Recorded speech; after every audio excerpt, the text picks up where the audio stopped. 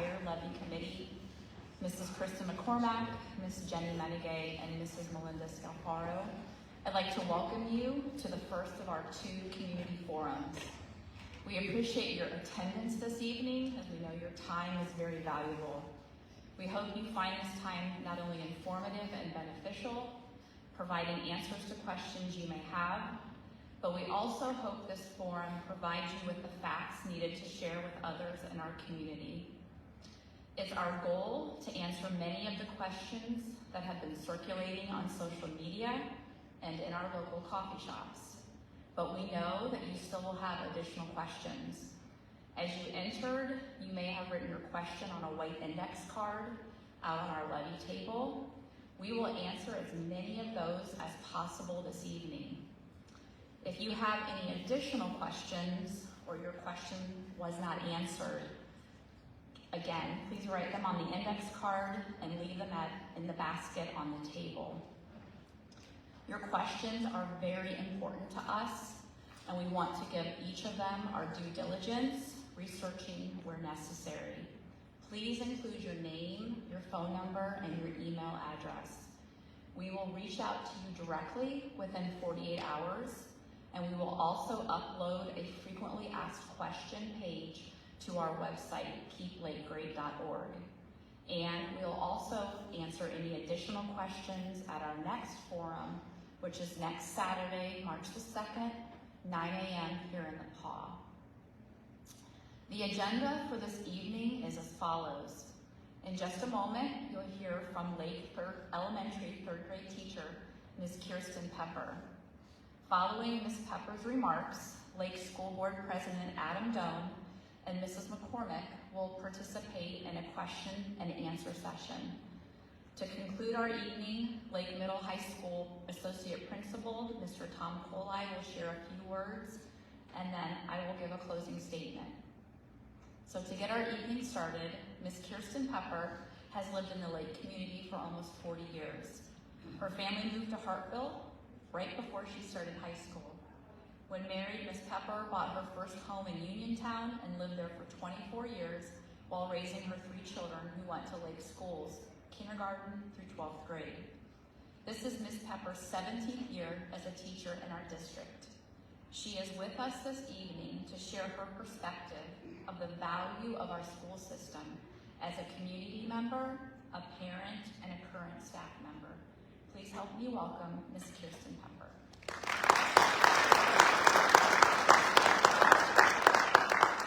So good evening. The email I had received asked for my opinion about the effects of the levy. That's an easy question for me to answer, but then it also included in a few minutes. So I've done my best to consolidate what I feel has made Lake great based on my experience living in this community for almost 40 years, the benefits my children had as students and Lake graduates, and what I am able to be a part of as a 3rd grade teacher at Lake Elementary. My 3 children experienced diverse pathways based on their talents and interests growing up. The Lake School District prepared each of them for the career paths they are on now. To reflect on their overall education is important because programs that were crucial parts of their education will be considered for elimination or reduction if the levy does not pass. My intent is not to brag, but I am a very proud mom, but rather to share thoughts on what I feel needs to be considered by voters and the impact not passing an operating levy will have on our school district. The last time our district had an operating levy on the ballot was 2006, and my children were 9, 6, and 4 at that time. There was a picture recently posted on the Keep Lake Grade Facebook page, which I feel gives a visual representation on how many years our district has made those tax dollars stretch. My son Ryan graduated in 2014 and played the tuba in the marching band and Symphonic Winds concert band. The foundation for his love of music and ability to play this instrument began in 5th grade under the guidance of Mr. Cooey and Mr. Kibler. He was also part of the high school golf and basketball teams for several years. Because of the academically rigorous college prep classes that included advanced placement and college credit plus courses, he was well prepared for continuing his education at The Ohio State University and earned a degree in civil engineering. He and his wife Jillian, who is also a Lake grad, now own 2 properties in Lake with the goal of building on their vacant land, fingers crossed, when building material prices hopefully soon decrease. My oldest daughter, Abby, graduated in 2017 and was involved in cheerleading and participated on the competition cheer team. For several years, she was also fortunate to have Mrs. Bordeaux as a choir director. She benefited from the Teaching Pathways vocational program that collaborates with Hoover High School, which confirmed her desire to become a teacher. After attending the University of Akron and gaining teaching experience in another school district, she is currently teaching here at Lake. My youngest daughter, Madison, graduated in 2019. She grew up playing soccer in the Lake Community Program and was part of the high school girls varsity soccer team all 4 years. She learned to play percussion instruments from 5th grade until her freshman year. She also was part of the Health Tech vocational program held here at Lake High School. The experience of this class and Mrs. Baker confirmed her desire to pursue a medical degree. She continued as a student athlete at the University of Mount Union, playing soccer all 4 years and graduated with a degree in exercise science.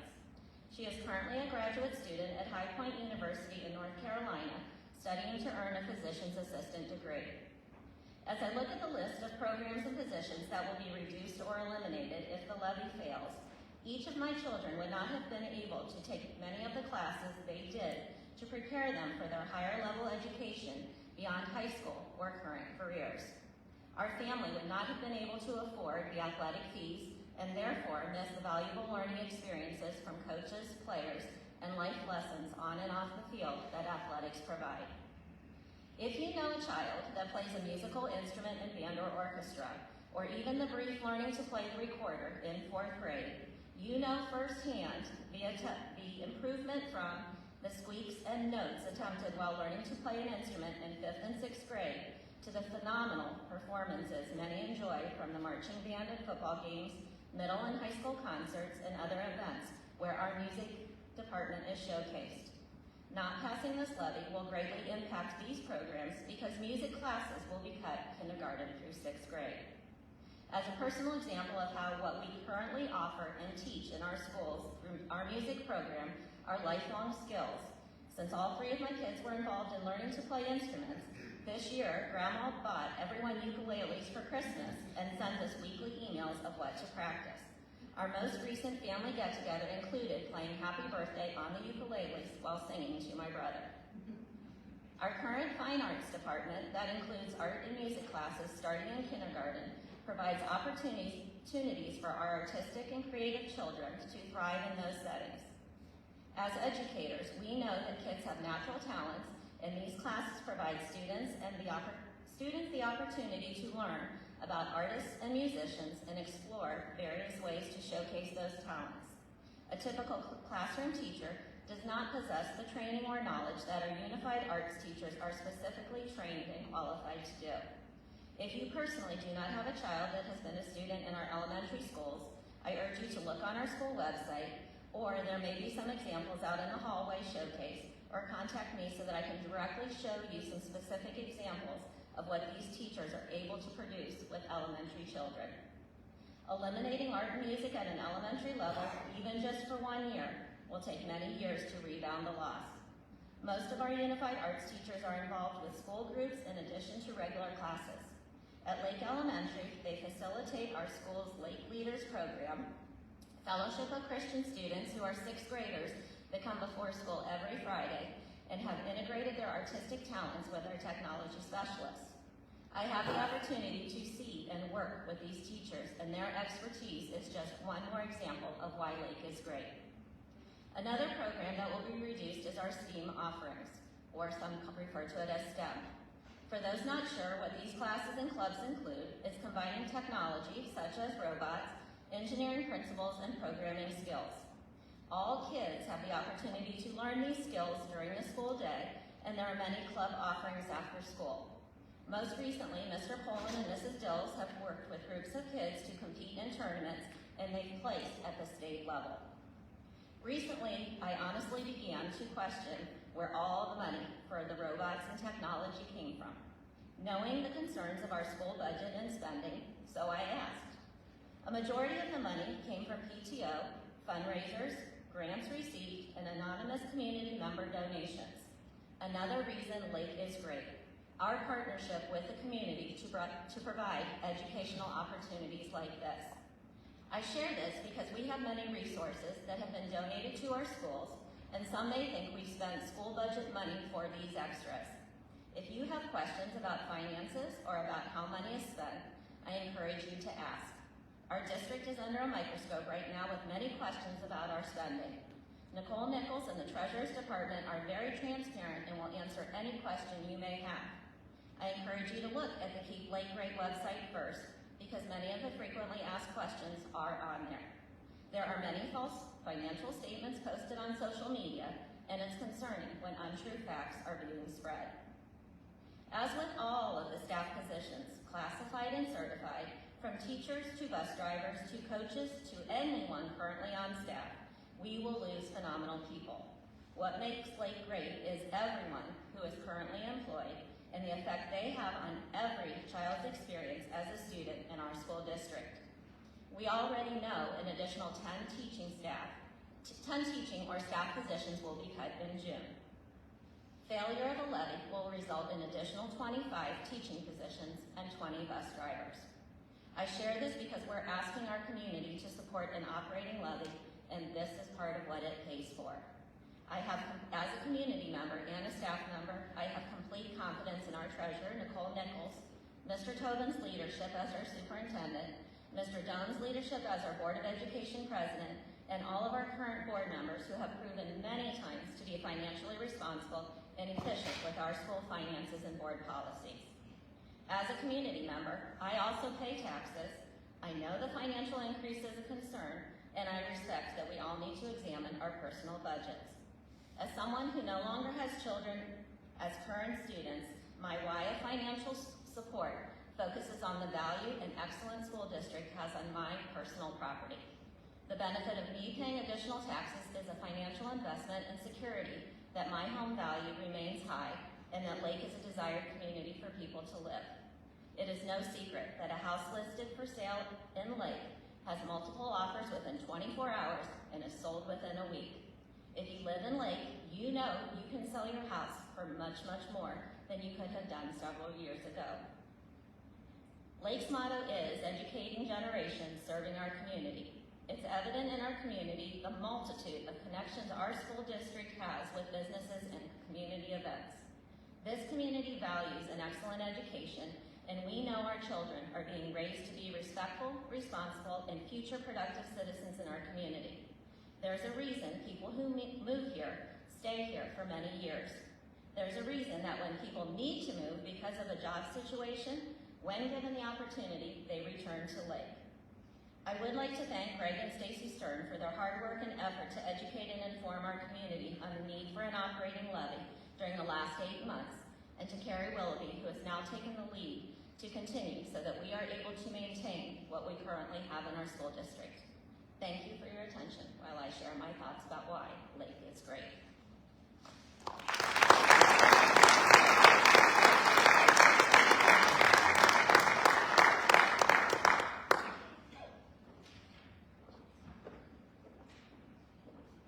Thank you, Ms. Pepper.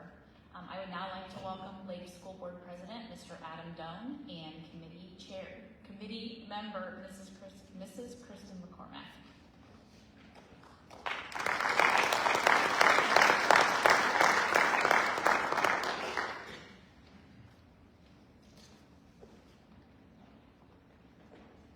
Thank you very much, and thank you, Pepper, for an outstanding presentation there of what makes Lake great and what many of us in the audience, myself here, have experienced ourselves personally with this outstanding community and district. More important than education tonight or trying to seek a yes vote or trying to sort through facts, what I'm asking for is for your trust. Your trust in understanding all the information we're going to share, the trust in knowing that the district has been great stewards for your students and your children and great stewards of your money over the last 18 years since we've had the last operating levy.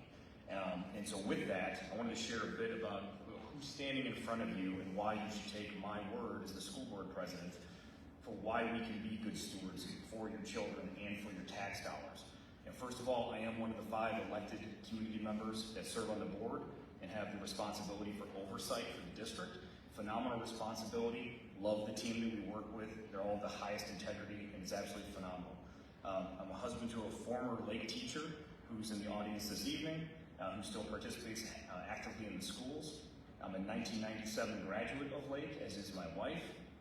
We have 3 Lake students, one a senior, one a sophomore, and one a 7th grader. I'm an Army veteran, and I'm also a leader of a global manufacturing company. We are well aware, and I am well aware, of the bubble that we live in, that the school is only a part of it. This is a fantastic community, and in the last 18 years, a huge amount of progress has taken place to make this school better, the district better, and the community better as a whole. I'm also well aware of the financial burden that a yes vote places on community members. There's no doubt, in order to maintain what we have, and when I say maintain, and if we say yes on this vote, we're actually making cuts in order to survive in the financial times that we're in. So we're well aware of that financial burden, but we're even more aware of the drastic impact to our students and the families in this community of a failed levy, and we're going to step through some of that impact this evening.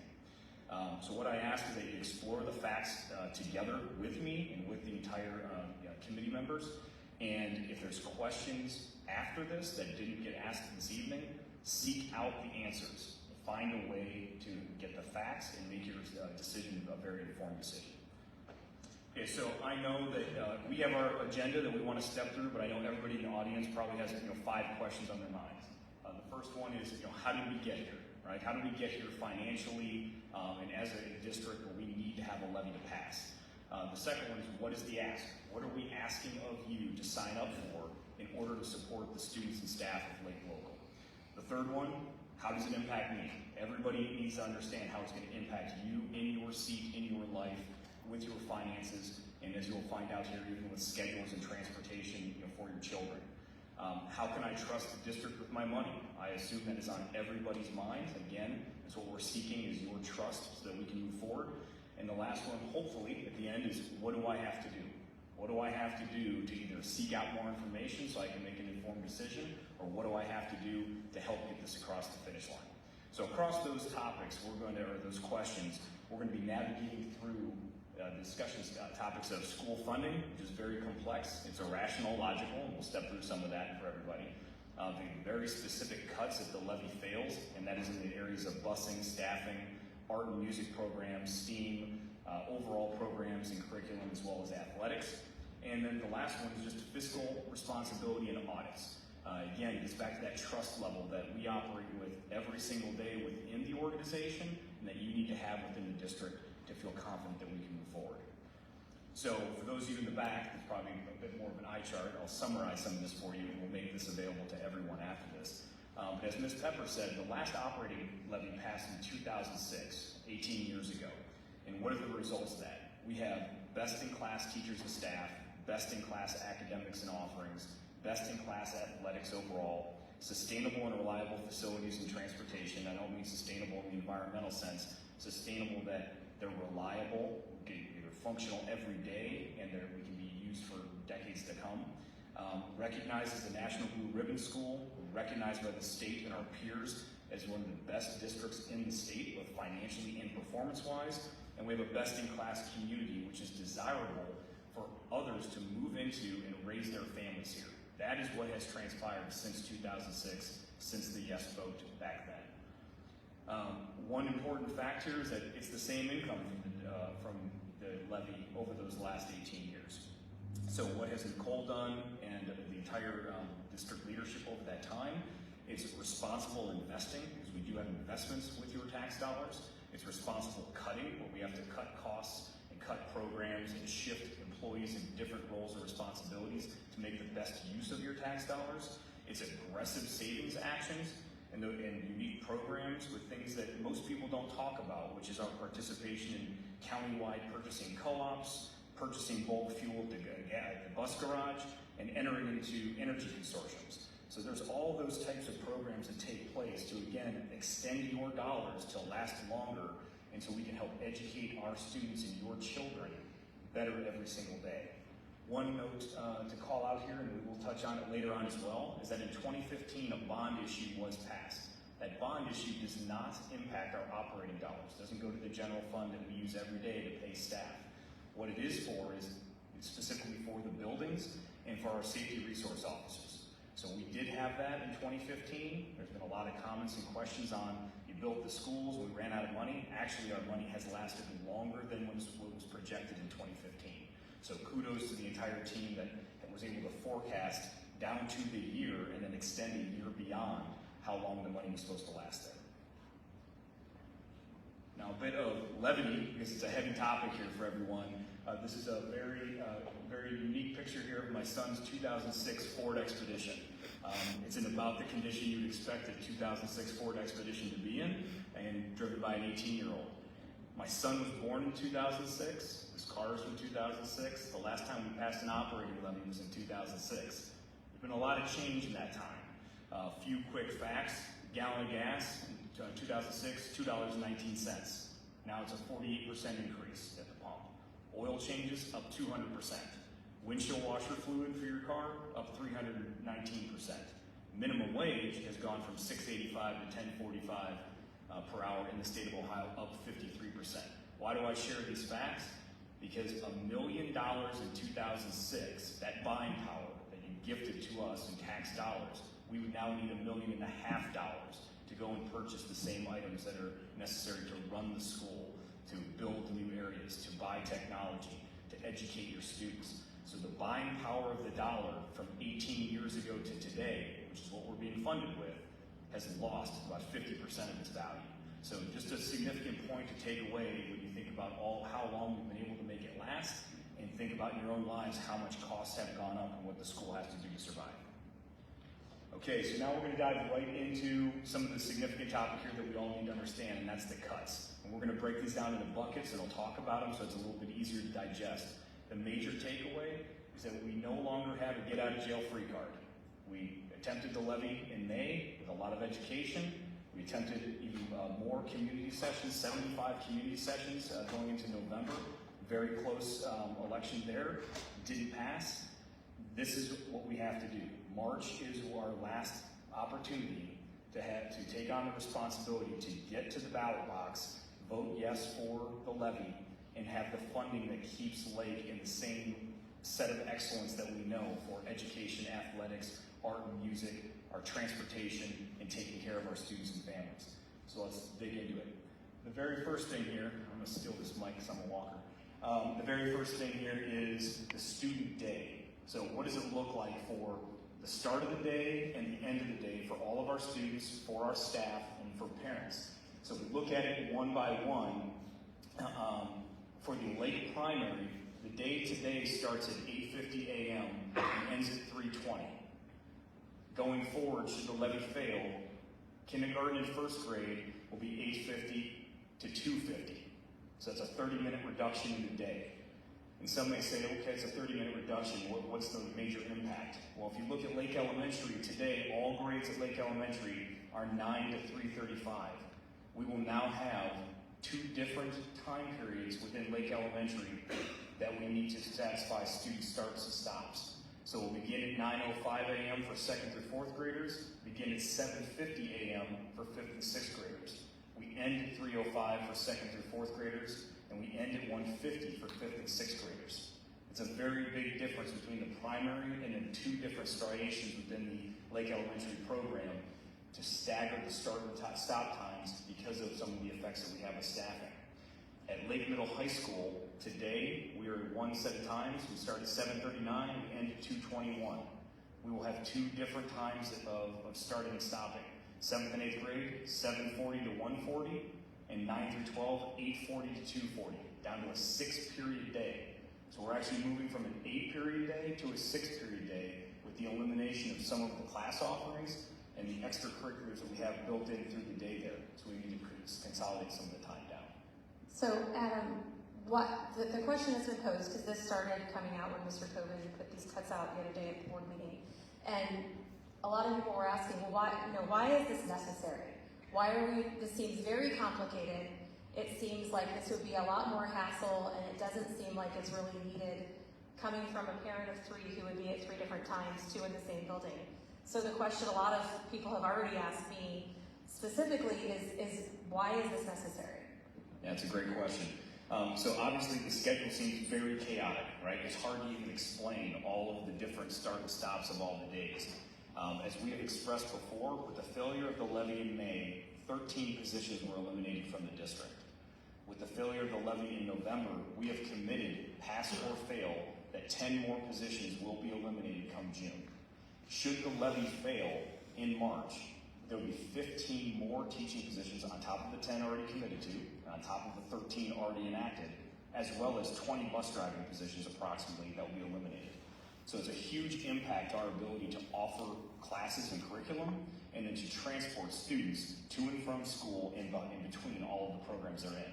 So simply because of the reduction of the curriculum and the need to use buses and bus drivers multiple times over back and forth between the buildings, it simply creates a start and stop staggered process like this. And needless to say, the impact of parents is phenomenal, right? Not in a good way.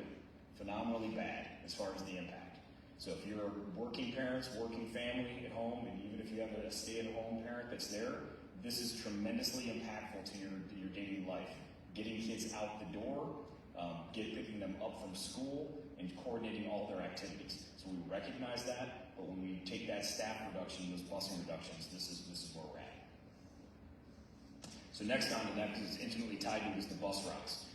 Busing is a significant impact, as I mentioned, over 20 bus drivers potentially being eliminated to satisfy the reduced bus routes, and we'll talk a little bit more about what that looks like on a bus for a student. But today, currently we're actually at 47 minutes on average for a student to ride on the bus. That's going to bump up to 60 minutes pretty much no matter what. We have to go to that level. It's a maximum level there, but it helps us maintain the overall transportation needs. We do have cluster stops today, but we will move to cluster stops should the levy pass. That's fewer stops for the buses, easier pickups, fewer dollars to transport students to and from school. Busing for K through 12 will still continue. Every single student that requires busing will have busing opportunities available to them. We will also continue to offer alternate stops. So alternate stops are when, if my children are going to be dropped off at home, but we continue to work, we're not there, we make that stop at one of their grandparents' houses, and that's the permanent stop, we always stop there. Should the levy fail, that would go away. Those alternate stops, we have approximately 300 alternate stops that occur every single day at Lake. 300. It's a significant number. What that means is the school is offering a significant amount of flexibility to help our parents get their children where they need to be so they can take care of them. We lose some of that flexibility with the failure of the levy because of the reduced routes that we have to have. And then the last part here is daycare drop-offs remain. So we do have daycare drop-offs. We support that today through the district, and as well as all those other alternate stops, that would be something that today would remain. Should it fail, here's the other larger impacts to everyone. K through 8, there is no busing within 2 miles of the school, of your school. And I'll say that again.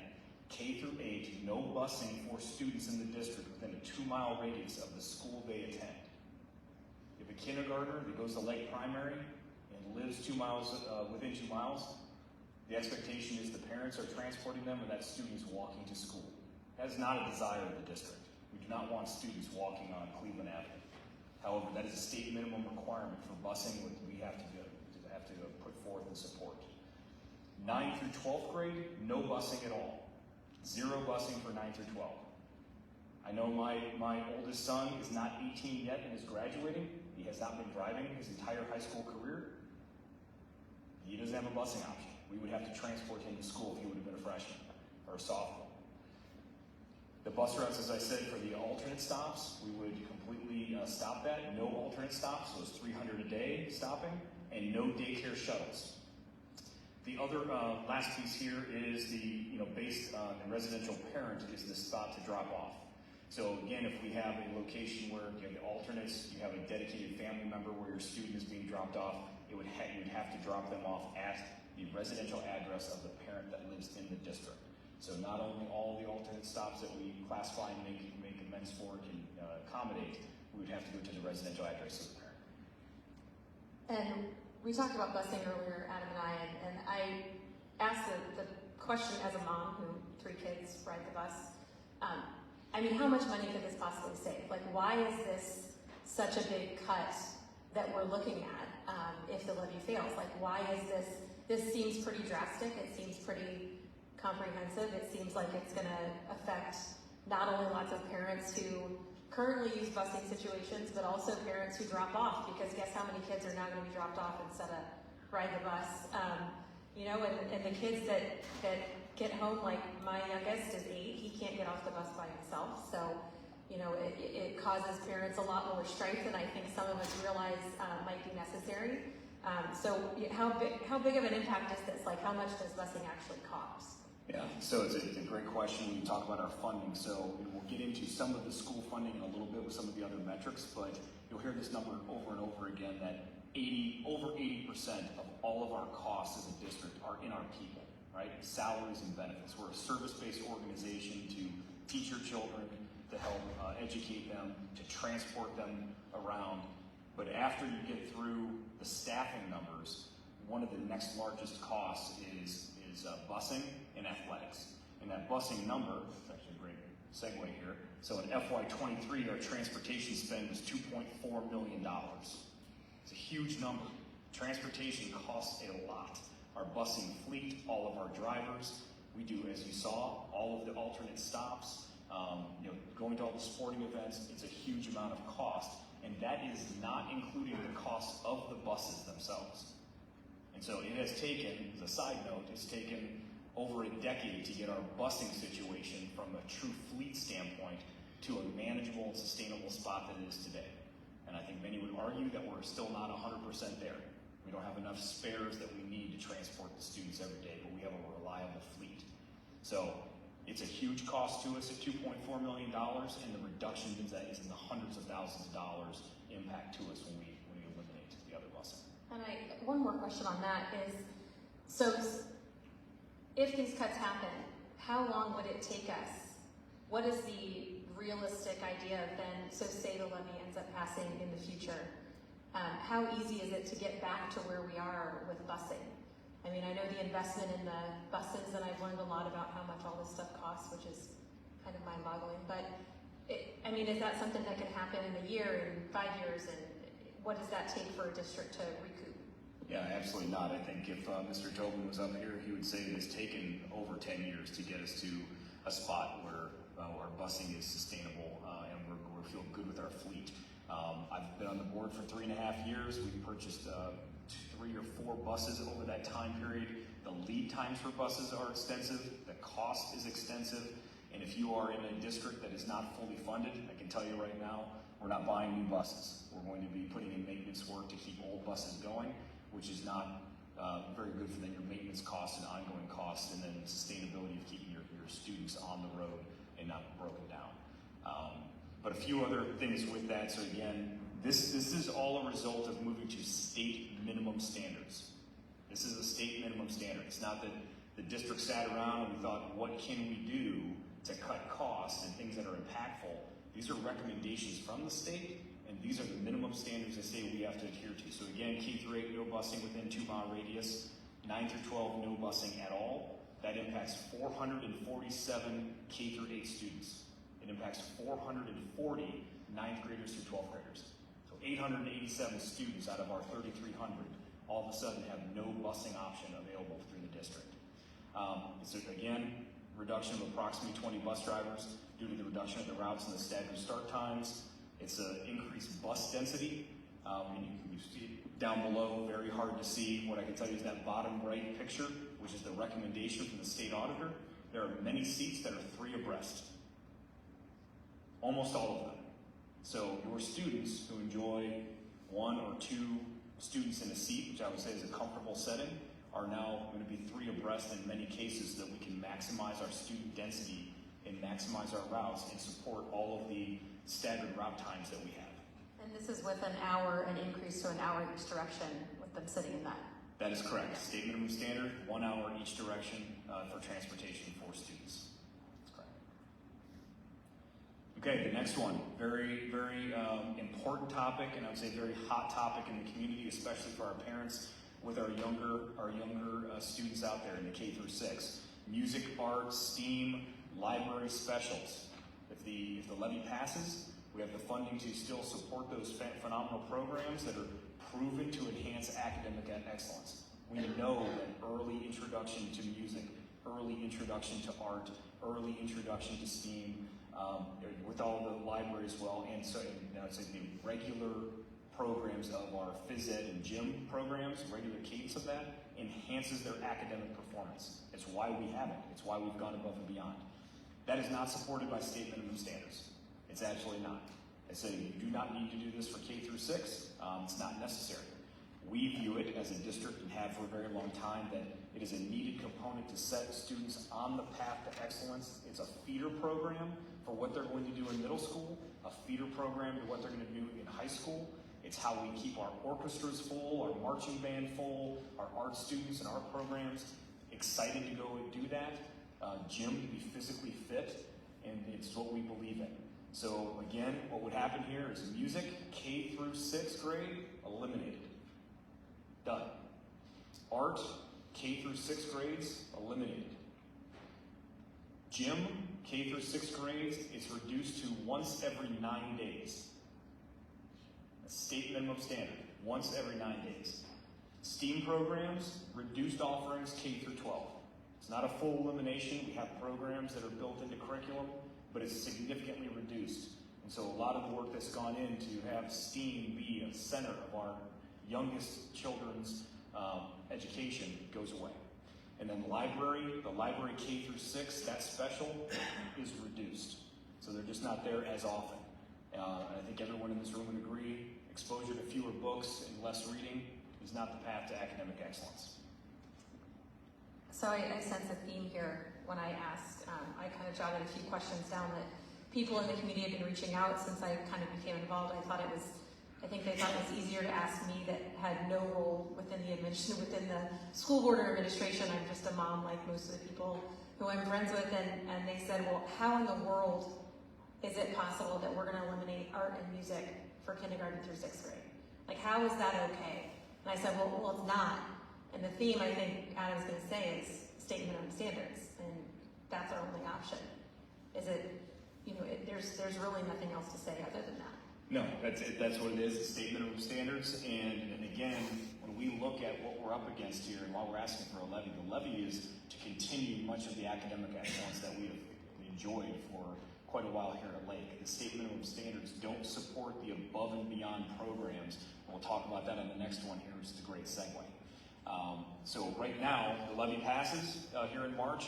We have a continuation of class offerings, a wide variety of electives, multiple foreign languages, and CCP and AP courses, kind of unrestricted. There may be a few things shifting, but for the most part, intact overall. The state minimum standards, again, as we talk about, don't require all that. So we're going to reduce class offerings and electives. It's a reduced on-site CCP offerings. It may not be the complete elimination. We'll offer some clarity on that. Early on, we said the CCP on-site being eliminated, but if we have a teacher that is accredited, can teach that class, is already teaching the class for normal high school credit and has the ability to offer CCP, something like that may be available, but that's going to be a significantly reduced number of on-site CCP classes. There's still an opportunity to go to on-site at a college. The burden then falls onto the parents and the student for transportation to get to that college and experience the CCP program. We also then have reduced foreign language offerings. So we have a wide variety of foreign languages, great experience for our students to experience 1, 2, 3, 4 different languages. We're going to scale that down because, again, we'd be back to those words, state minimum standards. It's not what is mandated by the state, not supported for extra funding. And so if you want those extra things in a great district, you need to fund it. Next one, big topic. Chris and I have talked a lot about this. I have 3 kids. I need to know what's going to happen here. So. Yeah, so it's I laugh, but it's not a laughing matter, right? Athletics. So we have Mr. Tobin, Mr. Klein, our athletic director. We've talked a lot about it. Everyone believes, I personally believe, that athletics are a fantastic bolt-on addition and gateway to, again, superior academic performance. It helps our student athletes be better students. It helps our athletes who need focus have additional focus. So it's absolutely phenomenal that we can enhance every part of their lives through the athletic programs that we have to offer. So what happens if the levy passes? We maintain the current athletic fee structure that we currently have. That's $250 per student for all year. You pay it one time. You can play in all the sports you want to, and there's a $750 family cap. So I'm the same way. My wife and I, Lisa, have 3 children, all dual sport athletes. So we pay the $250. We had a cap, and they can all be in 2 sports, and we hit the number. Many others experience that. Many others, younger athletes, they want to try a sport. They don't know if they're going to be good at it. They don't know if it's their calling. My children did all that. They tried all sports, and that's very hard to do if you don't have that cap structure. So what happens if the levy fails? And there's been a lot of conversation on this as well. $950 per athlete per sport. So my 3 children, dual athletes, close to $6,000. $6,000 to play in 2 sports each in high school, middle school type environment. Very, very extreme, but it's what has to be done to cover the expenses. So that's the why. Like, where did that $950 come from? A lot of friends, I won't name names, but they said, did they just not want to hit $1,000 per sport? Like, was that the goal to say, like, selling that car for, $500 under? So where did that $950 come from, and why? It seems pretty, again, drastic is a word that we've been using to kind of describe all of these cuts and all of these changes, whether it's busing, staffing, course offerings, and now athletics. That had to come from somewhere, and where did that number, that specific amount, get started? Yeah, so first of all, the $950 per student per athlete is just gut wrenching, right? It's horrible. When it was presented and we looked at the math, we go, understand the math, and I'll step you through it. We know it's impactful. We know it's going to hurt athletics, and that's a hard thing to say. We know the number we picked is going to hurt athletics, and we know that the way it's going to hurt athletics is not a simple 1-year or 2-year thing. I had a long conversation with Mr. Klein about this. The data actually shows that when you hurt athletics and you have fees in place like this, students can't play. Typically, families cannot play. Some families leave, and it takes approximately a decade for recovery. So it is a massive impact to us. So before I get into the math, we understand the impact. It's not what is wanted. It's simply what is needed. So first of all, the number of students that we have, because it plays into the whole figure. 1,200 student athletes at Lake, phenomenal, across 3 different seasons, 29 different sports. And we have 138 coaches that support those 1,200 student athletes. Absolutely amazing. We can offer all of these different programs. We have success in many of these programs, a lot of recent success with championships in various ones, both of boys and girls sports. So absolutely outstanding, 1,200 students. So again, back to Chris's questions, where does the math come from? And this is validated directly from the state auditor. We spend $800,000 a year on athletics. $800,000. So it's a simple math there to get to how do we compensate for what do we have to charge each student. The first thing is, well, didn't we charge fees before? You charged before below $250, then eventually $250. Doesn't that cover it? No. The $250 covered less than 20%, actually much less than the 20% figure, to cover every single one of our students across the board. So Lake has never fully been able to pay for all the athletic costs with the athletic fees that have been charged. It wasn't viewed as something we wanted to do. We didn't want to prohibit student participation by having higher fees. So as we looked at this here, we have our fall season, winter season, spring season, 1,200 students. The assumption that was made, and I'll be the first one to admit this, any assumption we make on the number of students that will be retained in sports will be wrong. We assumed a 30% attrition rate. Maintain 70% of them, 30% of them go away. The number could be higher than that with an almost $1,000 fee for athletics. When you take our 1,200 students, you drop it down by that 30%, you get to 840 students. It's $800,000 divided by 840. Comes to $952. So we made it $950, but it's $952 to cover the full cost of what we have for athletics. So, just to clarify that 800,000, that is just, does that include all components of the athletics, or are there additional fees, like we talked about, busing, transportation, facilities, that sort of thing? This is specifically just the coaches and the Coaches, equipment and that sort of stuff. So the transportation to away softball games or football games or dance competitions and all of those things are on top of that 800,000. There are additional costs on top of these, yes. Okay, now on to the next one here. Probably the most difficult for me personally, and for many reasons. The first one is we talk about our teaching and staff positions. As I said earlier, when we failed in May, we cut 13 positions. When we failed in November, we agreed and signed up for the elimination of 10 more positions, no matter what happens in March. So 23 positions in our Lake community, our staff, our family, is eliminated no matter what happens here come March. It's an extremely impactful thing to us. Our students will feel it. Classes will be different sizes. Some curriculum will not be able to be supported. It's just a fact of the math, of how it works, and how we're going through the process here. So if we pass, again, this is what I say, we're passing with cuts. If we pass, we can hold to the 13 that have already been cut and the 10 that have been agreed to be eliminated in June.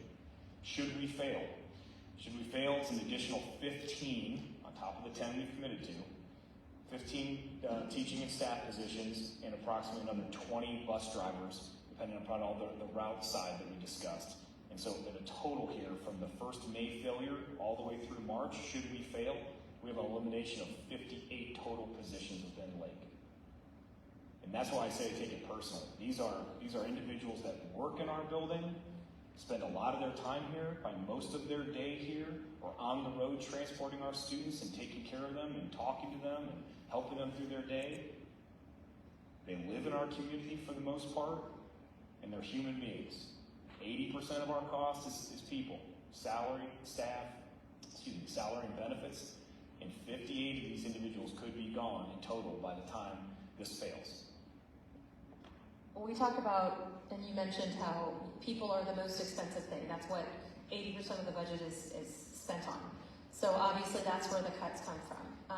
A lot of different comments have been made and questions have been asked on, why do we pay our teachers so much? Why does Mr. Tobin, who does an excellent job, thank you, make so much?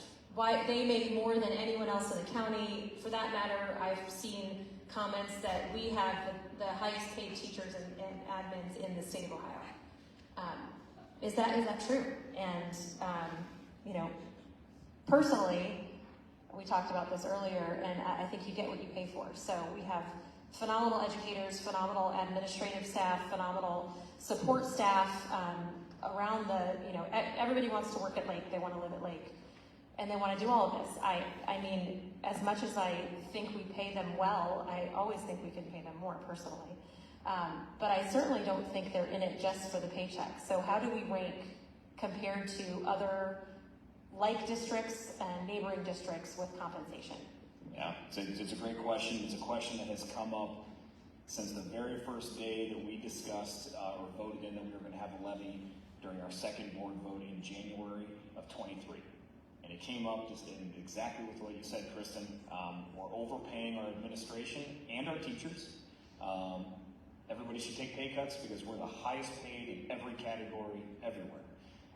So there's a couple of things with that, and I'll share some stats. But the way that we report, especially our administration, the way we report our salaries and benefits is different than every other district in the county.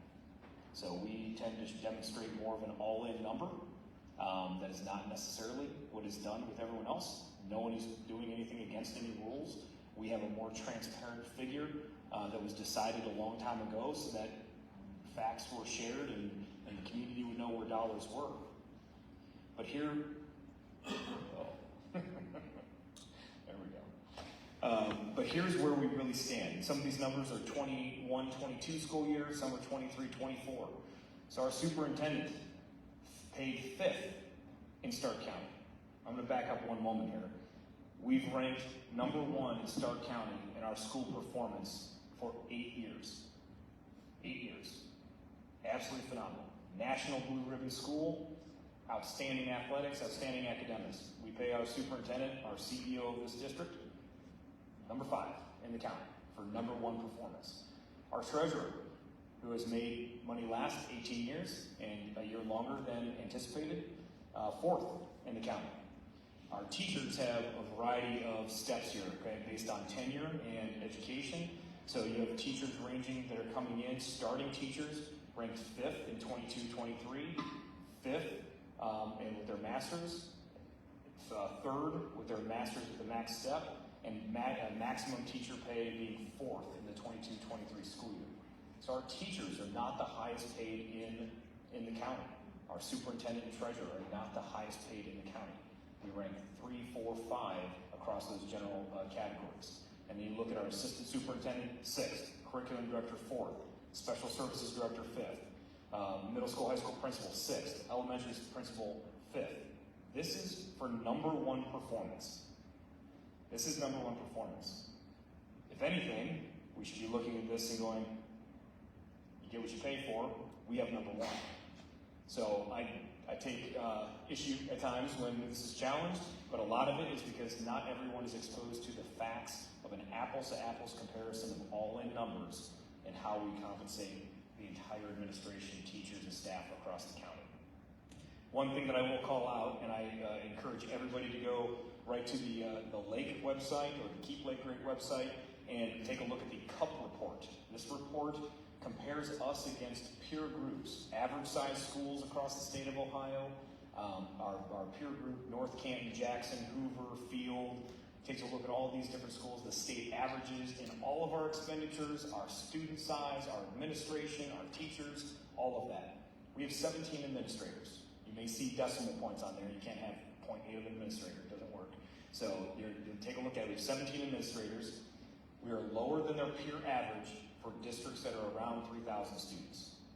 We are lower in the number of administrators. We're lower than the state average. We're lower than Hoover, Greene, and Jackson in the number of administrators at Lake. We're higher than Marlington, Field, and Springfield. You shouldn't be surprised by that, based on their student population numbers. Lake has the highest student-to-administrator ratio than any of the other schools or categories that I just said. The ratio is roughly 199-1. So we have more students per administrator than anybody else in the county, in our peer group, the state average. So we get asked that question all the time. Do you have too many administrators? Should you cut administrators? We are at the lowest level. I would invite anybody to visit Mr. Tobin and look around. Our office does not have 57 people running around it. We have 17 administrators across the district. And the important point there is we do more with less. And that has been a fact on what we spend per pupil across the board. All right, so now we're going to dig into a bit of a topic here on the district structure and a bit into funding. And this is something that should be eye-opening for a lot of people just based on the fact that, again, school funding is irrational and logical, but it's important to understand what we have to navigate with. So the first piece is just our structure. It's very important to understand that we are very similar to a business in the sense of how we're structured. Superintendent, treasurer, CEO, CFO. That's how I equate it. They're running a business, and they're running a $40 million business. So we have approximately $40 million of expenditures every year with around 450 employees and service 3,300 students. It's a huge business. It's a phenomenal business. I would say one of the most important businesses you could possibly run. Don't make any products. We educate through services. And, oh, by the way, we're governed by the laws of Ohio. We're audited annually by the state of Ohio. And Nicole is in many more audits than that because they always have to make sure that our books are good and legal and following the processes, the administration, meaning Mr. Tobin, Mrs. Nichols, have to report out all of the financials to the board, who reviews all the financials every month. Again, we're the elected community members. We're the oversight committee. This is our team that we have willingly put in place and contracted to do the job. They report to us to make sure they're doing the will of the community and following the laws. It's not once every 5 years we review this, it's every single month. And oh, by the way, our treasurer, Mrs. Nichols, has the responsibility to comply with the law and make your tax dollars last longer. If we're burning cash and we have to get to a levy sooner, that's not in the best interest of the district. So we are doing everything by the book to extend it as long as we can to make your tax dollars last. And then, oh, by the way, she's governed by very strict laws and audited and passes with flying colors every single year. As I said, 80% of the general fund expenditures are salaries and benefits, and after people, as we talked about, busing, transportation supports, and purchase services in the next in line there for cost. I think it's kind of eye-opening to those of us that maybe don't realize how large Lake is, because we think we're from a small community. It's, everyone knows everybody. Not being from here, literally everyone knows everybody, and I'm surprised by that on the daily. But really the structure of it, it's running a business with 3,300 customers, 400 employees, and I can't imagine a business not in education operating with the staff numbers and the salaries. Performance-based, it would be a very different story in the private sector. In addition, when you talked about the 18 years ago is when we've last got additional operational funding, no other business can operate on monies from 18 years ago. That just wouldn't be, I can't operate our house on monies on budget from 18 years ago. So I think, hopefully this will give people who may, like me, not realize the sheer size of the enterprise that it is, what this all encompasses. Absolutely. And now into a bit more detail on how we make it work. District funding, and I say we, it's what Nicole lives every day, right? Making sure that we can bring in the funds and keep this entire business moving. So on the income side, we're collecting approximately $36 million a year in change. So as you do the math real quick from the previous slide, that's why we're in the deficit. That's why we're in the time here of asking for a levy. We do have a multi-million-dollar cash balance. I've seen that question. Doesn't Lake have a cash balance? Yes, from many years of spending appropriately and cutting where we needed to and putting money in the savings account. But when you put money in that savings account and then all of a sudden you see your forecast where there's a deficit looming, we know that the cost is getting higher than our revenues. So yes, we absolutely have money on the books. It's very transparent. It's shared in our 5-year forecast. It's updated every single month and reported on. But this is why we're in the situation that we're in. The largest income buckets are taxes and state funding. Approximately 44% of our funding comes from local property taxes. It comes from you and me. We pay our tax bill, and it goes through the school. About 53% is from state and government funding. That comes with very specific restrictions. There's federal funding, there's state funding. Some dollars you can't use to pay any component that you want to. It comes with restrictions. It's the treasurer's job to monitor that, keep the funds, use those dollars where we can. And that also gets audited very heavily. We then have a balance from a variety of other income sources that we leverage, like donations and partnerships, rent from different properties, and this has restricted use. There were questions early on when first we went on the levy and they said, you resurface the track. You used our tax dollars to resurface the track. That's not true. We used it from some of the funds from the other bucket here on how we fundraise out with our partnerships, and it was limited to use on facilities. You can't take that money and pay teachers with it. You can use it for facility use. So we went down that path, and something that has been agreed to a couple years ago, we decided to continue to move forward. Here's the other kicker on the state. As on state funding, they provide, Mrs. Nichols here, 18 to 24 months of visibility into the state funding they're going to provide us. However, the district is required to provide a 5-year or 60-month forecast. So try to balance your books. When you're inbound, 53% of your funds will have a 24-month view, and you have to project out 60 months. That's what we have to do every single year. So many people ask, why did you not know this was coming sooner? We knew exactly when it hit. We knew, and I'll show you a timeline. We knew exactly when it hit, and that's when the state updated their funding. And we understood the costs that were going to impact the district. So I know there's state funding, which seems very complicated a lot of times, but there's a lot of questions going around about sports betting, lottery money, casino, the Nexus pipeline, different places that we get revenue from. How does that factor in to our budgeting? Is it part of a certain section? You know, where does that fall in? Because I hear different communities north of us are building big stadiums with all their sports betting money, and you know, it doesn't seem like we've gotten any answers on that yet. So.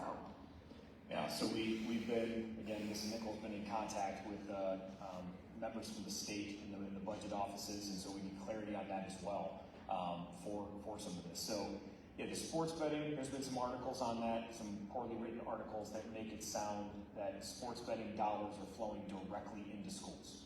They're coming in the form of a check, and you get it, and you can go build a stadium. That's not how it's working. The sports bet dollars, as well as lottery money, things like that, flow through normal state funding. So it comes through state funding. Even the state has told us they cannot discern the exact dollars that come from those programs. They know the total dollars that have gone to the bucket for the state. The state uses that as part of your state funding that you get, and they cannot break it down on an individual basis. So while some schools may have higher state funding, they may see some of that as far as their dollars are higher. You can't break it down to those levels like that. So even with that, how the state determines what they pay districts, which is why we're asking for a levy at this point. I know you're going to go into that. So that is all part of their amount, and the state determines how much they give us of each, as opposed to, again, a check coming in to Nicole and her deciding what she wants to pay for. That is correct. The exception to the one item that you brought up is the Nexus pipeline. So there was a lot of conversation. A lot of us lived through some of the construction with the Nexus pipeline. That entire process was going to guarantee the school district a certain amount of money. That doesn't flow through the state. It flows through with some of the taxes because it's utility that comes through. And the Nexus pipeline payments that influence Lake are coming in at approximately 40% of what was anticipated. Now here's the kicker for you. We talk about state funding formulas and everything they do. In their formula, they figure in that we are going to receive 100% of the funding. But we are getting 40% of that funding because it's in litigation with the state. So until that is resolved, until we get all of that, we are actually taking a hit in the system as far as how many dollars are allocated to us. Okay, so district funding here, 1 second here. Okay. But wait, that's my attempt to be humorous here, but wait, we're a growing district. You got more houses going in. There's more communities. There's more neighborhoods. You should be collecting more tax dollars. We don't need another levy. These are literally conversations I have 3-4 days a week. That is true. We are an expanding community.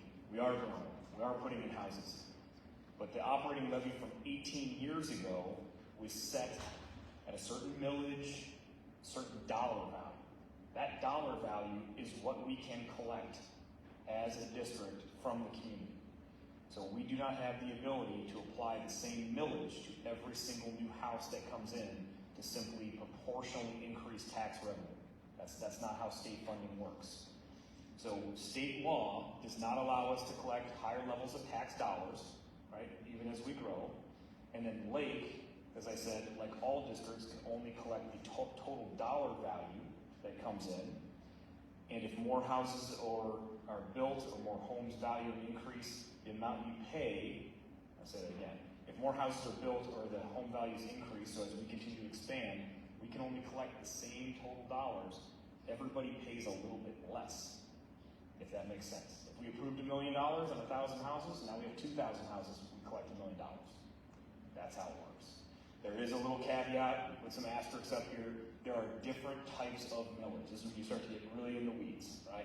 The vast majority of our millage is voted millage, like the kind I'm talking about, our operating levy. That does have some minor fluctuations to it. I'm talking less than approximately 1% of the taxes adjustment every year. Very nominal. That's not enough to compensate for years of inflation and cost increases.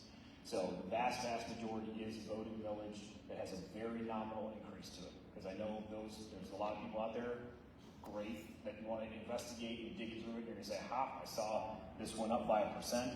Yes, there's very minor changes to it, but the reality is it doesn't fluctuate proportionally to our housing base.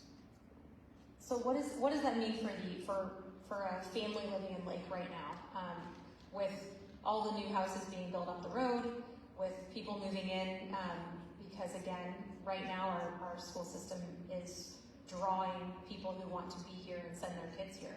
So what does that mean with the amount that we might be paying for just an average family living in Lake now?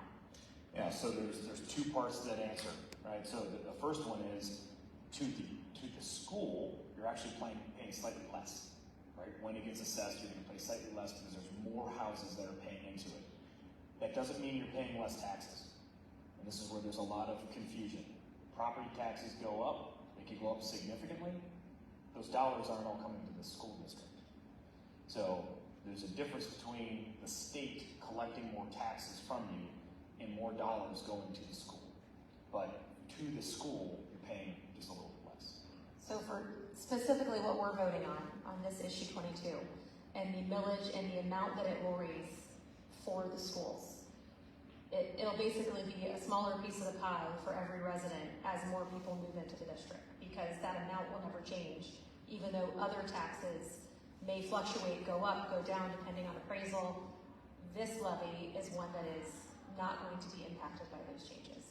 That's correct. Now, the other thing on there is the last bullet point on here is that this sounds confusing. It sounds like, why would you ever vote in a dollar amount and not a tax rate so that your schools don't have to go through this?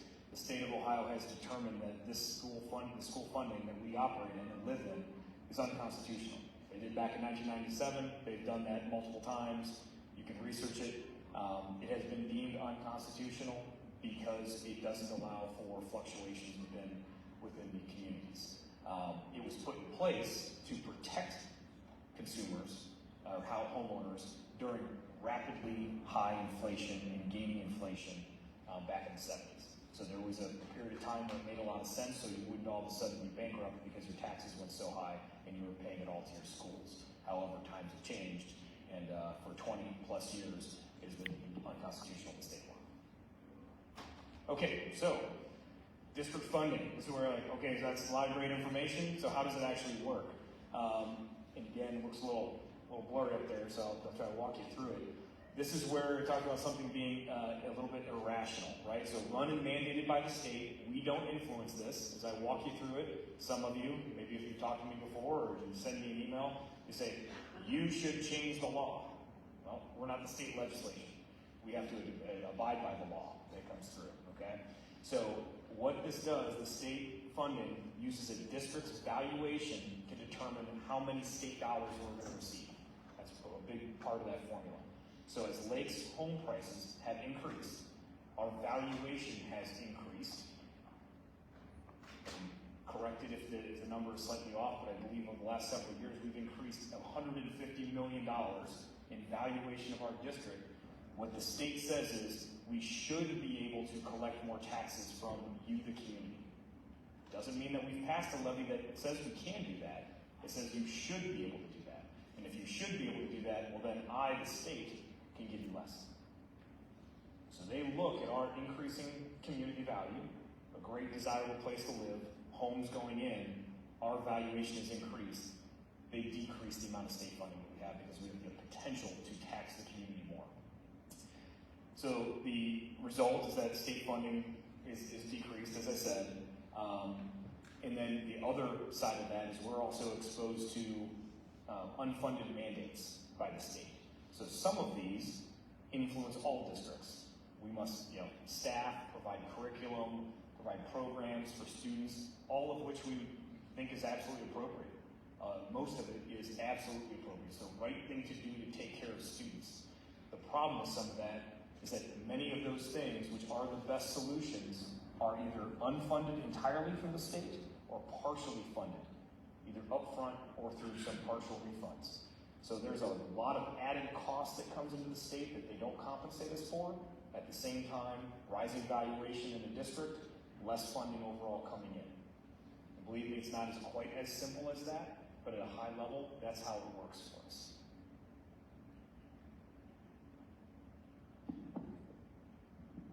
So real quick here, it's an extended timeline. We talked a lot about the mechanics behind it, but some of this is, again, how did we get here? It's been 18 years, since 2006, when we passed in the last operating levy by a total of 6 votes. We talk about the importance of every vote that's out there. And again, in 2015, we passed the bond bill, which is not part of our operating dollars. Important to call out, though, that in 2026, the bond issue is going to come off, and so we actually will have a decrease in there that's coming off. But it's been 18 years since we've had that operating levy first passed.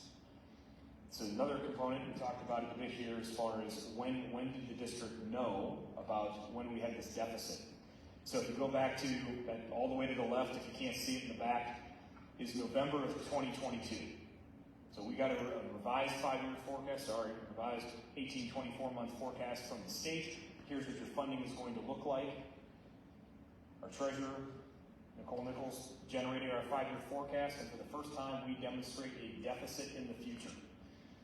So when we demonstrate that deficit, we have to take action. By law, the Board of Education is legally obligated to find a way to balance the budget. You can't look at it and say, I hope it's going to get better.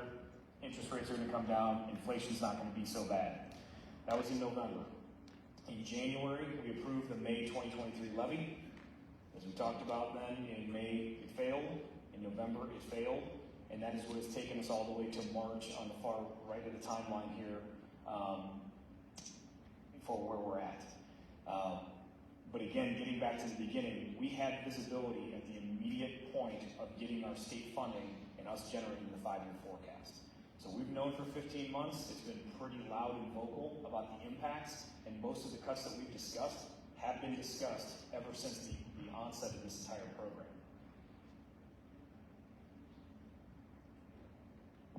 So where are we at now? I keep putting up there, your vote, their future. Right? It's your vote, their future. It absolutely is. My ask for what do you have to do? And that was one of the questions I thought you had coming in. I would say the first one is remember. It's remember to remain rooted in the facts. The facts will guide you to a good decision, an educated decision on how we're funded, how we spent our money, and what the impact of a yes or no on this vote is.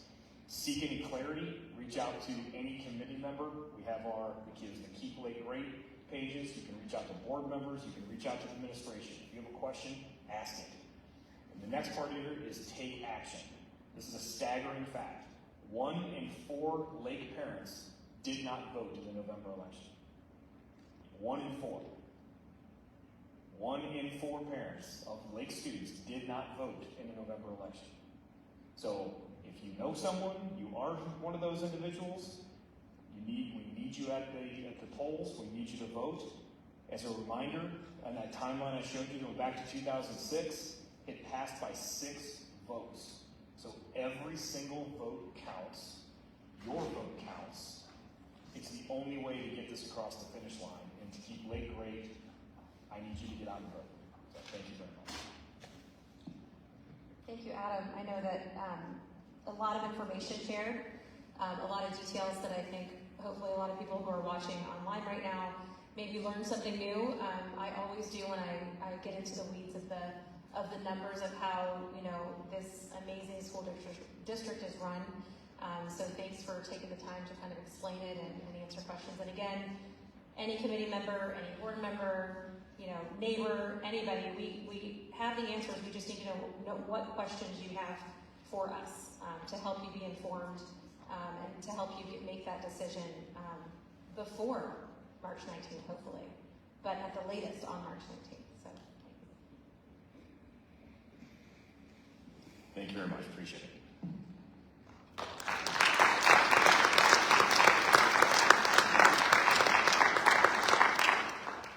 Okay, to wrap up our evening, I'd like to introduce Mr. Colai.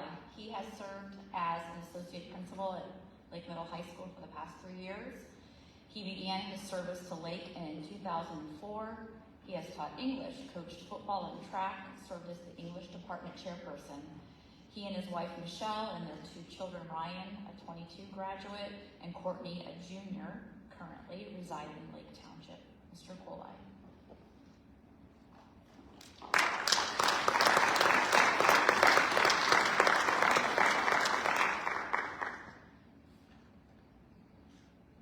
Good evening. First, I'd like to thank everybody for being here. Thank our Board of Education, our administration, and our levy committee for the countless hours and the time that they put in to a very worthwhile endeavor. So I feel very privileged and very honored to be able to come in front of you and just talk a little bit about what makes Lake great. So one thing, if any of you have kids who have had me as a teacher, they might have come home and said something to the effect of, "Boy, that Mr. Colai can talk." I'm going to do my best to try to keep things pretty minimal tonight and just to try to get at what I feel are the most important things that led myself and my family to set up residence here and have my kids be Blue Streaks. So when I was asked to talk about what makes Lake great, I had an opportunity to go back and just look at our district mission, vision, commitment, and values. And so I just wanted to share those for a few moments. But our mission is educating generations serving our community. Our commitment, preparing students to unlock their potential for a lifetime of success. And our values are teaching kids to be responsible, respectful, and safe. When I looked at these a little more closely, there's a common theme that evolves from these missions, commitments, and values, and that is student-centered, serving others, and doing what is right. That's what we believe, and that's who we are as a district and as a community. When I started at Lake in 2004, we moved and we're currently residing in a district that I shall not name. South, traveling down Route 241, the colors are purple and gold. Don't need to say anything else about it. But my kids attended school there. My wife is currently a teacher at that school district. I had the opportunity to land here at Lake when we moved from Southwest Ohio in 2004, and I constantly tell my wife and my kids that I hit the lottery of educational lottery working and being hired at Lake in this community. And I felt that that was something that I continually were able to kind of throw into their faces every opportunity I had. So, and I still continue to do that, especially to my wife. So, one of the things that really became apparent was that when I was able to start my career here in the classroom and on the coaching our student athletes on the football field, there's something different about being a Blue Streak. There's something different about this community that I couldn't really put my finger on at the time, but there was just something about it that made me say, I want to be here. I want to be a part of this. I want to be connected to this community. And I think it had to do especially with the people that were around me and the kids that I had an opportunity to work with every day. Woody Hayes said it best when he said, "You win with people." The history of the Lake football program, of which I was a part for a number of years, is a story of people sacrificing and helping others. Reaching out to build the stadium a long time ago, I was told about all the tradition, and I researched the tradition, and I knew how great Lake was, but when I was able to be a part of this district and this community, I actually found out what actually made it the tradition that we have, and what made this such a great place. Hard work, respect, attention to detail, toughness, overcoming adversity, doing more with less. Those are the factors that make great teams and successful individuals later on in life. And that's what the fabric of our school and our community is. When I began teaching and coaching, I noticed from the start in the classroom and on the field those common threads. Great people, great kids, great support, and great programs, academically and athletically. And I knew that I wanted to be a part of it from the start. The kids that I was fortunate enough to teach and coach reflected those values in the community, who we are, and what we do on a day-to-day basis. Those values are part of who we are as a school and as a community. And I saw it reflected in our student athletes day in and day out. It took 14 years, but we finally made it to Lake Township. When we were looking for homes, when we first moved to Northeast Ohio in 2004, there were homes that would come up in Lake Township, and my wife and I would go drive by, and we would say, man, that looks like a great place to live. And then the next day, there would be Pendy. We'd find another one. A couple days later, Pendy. We could not find a place that would allow us to move here to live here when we first moved here in 2004. So it took 14 years, but we were able to make the move in 2018. I knew from the very start that I wanted my kids to graduate from a school that upheld the values of commitment, hard work, selflessness, support, and care. My son graduated in 2022. My daughter is a junior set to graduate in 2025, and I couldn't have asked or hoped for a better education and a better experience for both of my children.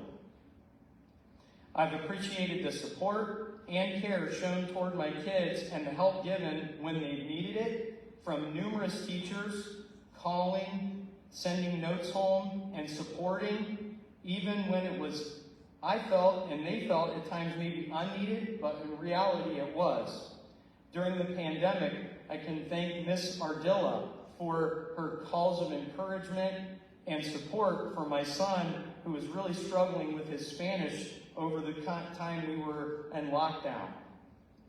That's just one example of many that I see on a day-to-day basis of people going above and beyond for our kids and for their success. That's what we do. I've seen it time and time again. Numerous examples of staff and students living the values that we support and share every single day. We have a staff who focuses on our greatest resource, our kids, investing time, care, and support so that our students can flourish in any endeavor that they choose.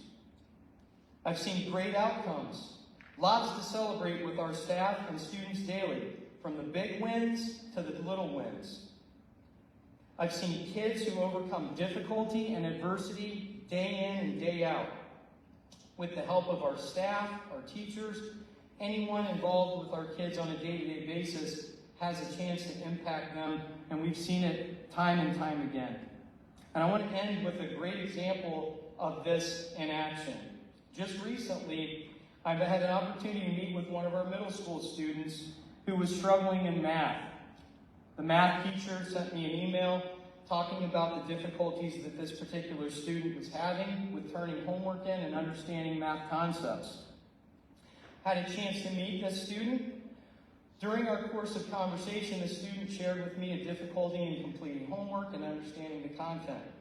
We formed a plan, building in some time in our math lab, which is a resource available to our students during their academic assist or during their study hall periods, for 2 to 3 times per week to meet with one of our math teachers who was on site at that particular math lab during the study hall. The student agreed and has been since receiving support and help during the study hall over the course of the last 2 to 3 weeks. Had a chance to meet with this student recently who's shown a tremendous increase in confidence, work, and grades due to this support being offered.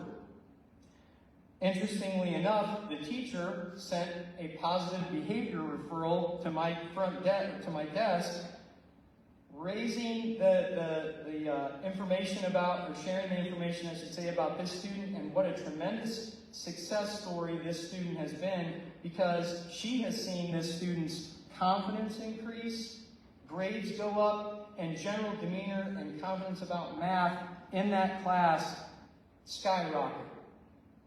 This is a great example of our processes, our people, and the care that our staff has for the kids in our building. It's a small example, but a larger example of how things can come full circle because of the people and because of the care and dedication that the people in this community and this district have for our students. To me, that's what makes Lake great. Thank you.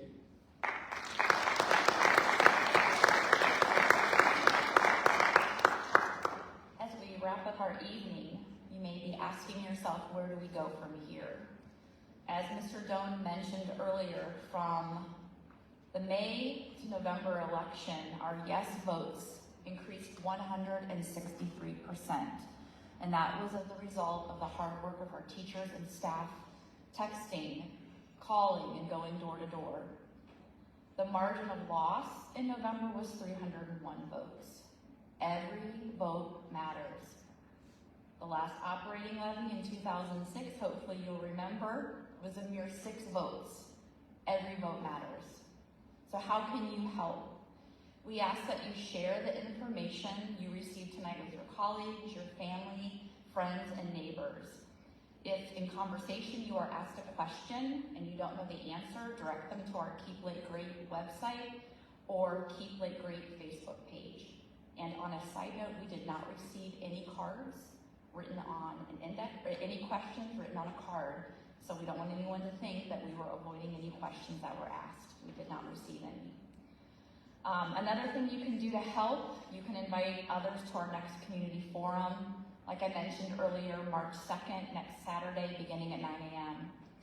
You can also help by voting early. Early voting is now open in Stark County. Specific dates and times can be found on the Board of Election website or our own Keep Lake Great. You can also request an absentee ballot that can be completed in just a matter of minutes to request it. You'll be mailed it. You have until March 12th to do this, and it needs to be postmarked by March 19th.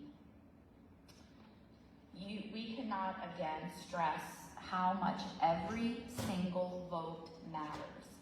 We love to see the signs in your yards. We love to see the pictures of your children in your Vote My Future t-shirts, but we need your vote. We can't rely on your neighbor. You can't rely on your coworker to cast their yes vote to carry this over the finish line. It can't just be their vote, your vote. It has to be all of our votes. The success of this levy depends on each and every one of us watching in these seats in our community.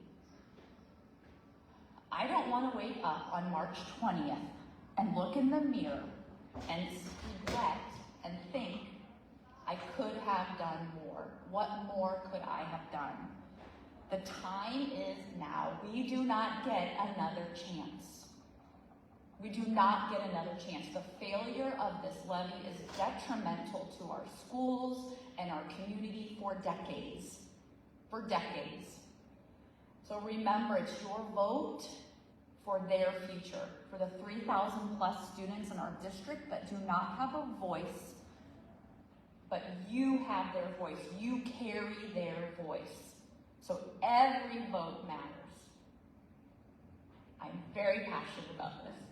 So we thank you for attending this evening. If you have additional questions, please fill them out on the index cards, leave them on the table, and encourage others to come next Saturday the 2nd. Thank you so much.